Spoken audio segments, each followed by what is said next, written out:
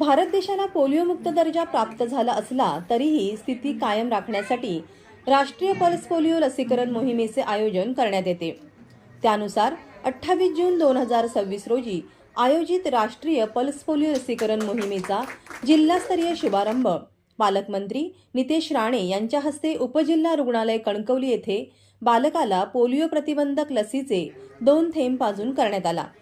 यावेळी जिल्हाधिकारी तृप्ती धोडमिसे, प्रांताधिकारी जगदीश कातकर, जिल्हा आरोग्य अधिकारी सई धुरी, तहसीलदार दीक्षांत देशपांडे, जिल्हा शल्यचिकित्सक श्रीपाद पाटील, गटविकास अधिकारी अरुण चव्हाण, तालुका आरोग्य अधिकारी प्रणोती इंगवले, नगराध्यक्ष संदेश पारकर, वैद्यकीय अधीक्षक सचिन डोंगरे, डॉक्टर पंकज पाटील, डॉक्टर माधव उबाळे, आरोग्य सहाय्यक प्रशांत बुचडे, ज्येष्ठ पत्रकार काका करंबळेकर, वैद्यकीय अधिकारी, कर्मचारी आणि नागरिक उपस्थित होते।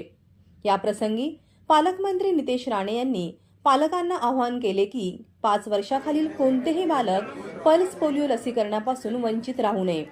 प्रत्येक बालकाला पोलिओ प्रतिबंधक लसीचे 2 थेंब देऊन पोलिओ मुक्त भारताचा दर्जा कायम राखण्यासाठी सर्वांनी सक्रिय सहभाग घ्यावा। आमच्या महायुतीच्या सरकारच्या वतीने अतिशय महत्त्वाची ड्राईव्ह आज या पल्स पोलिओच्या संदर्भात सुरू होत आहे।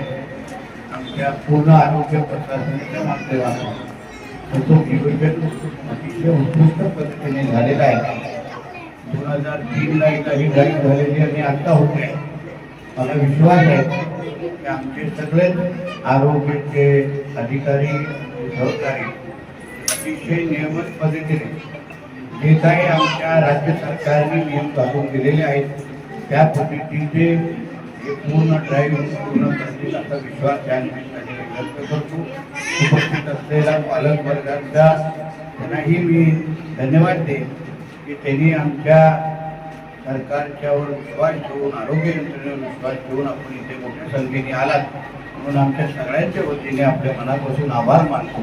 राष्ट्रीय पल्स पोलिओ लसीकरण मोहिमेअंतर्गत जिल्ह्यातील सर्व शासकीय आरोग्य संस्था, प्राथमिक आरोग्य केंद्रे, उपकेंद्रे, अंगणवाड्या तसेच विशेष बूथवर लसीकरणाची व्यवस्था करण्यात आली आहे।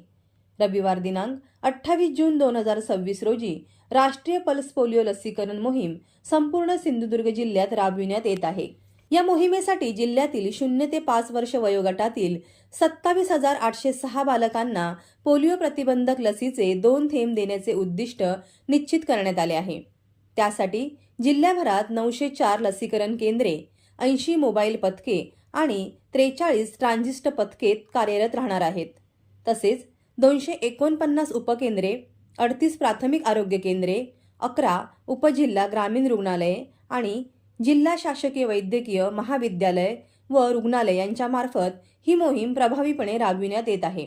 आपल्या सिंधुदुर्ग जिल्ह्यामध्ये टोटल जे लाभार्थी 0 ते 5 वयोगटातील सर्व मुलांना हा नियमित डोस असला तरी हा आपण अतिरिक्त डोस मोहीम स्वरूपामध्ये देत आहोत। तर आपल्या सिंधुदुर्ग जिल्ह्यामध्ये 27,903 लाभार्थी आहेत सर आणि त्यासाठी आपण नियोजन केलेलं आहे की 903 आमचे सर्व बूथ पुणे जिल्ह्यामध्ये आहेत सर आणि 80 ट्रान्झिट टीम तिथे बसस्टँड असतील, रेल्वे स्टेशन असतील अशा ठिकाणी आम्ही 80 बूथ स्थापन केलेले आहेत आणि 43 बूथ आमचे ट्रान्झिट आहे आणि मोबाईल आहेत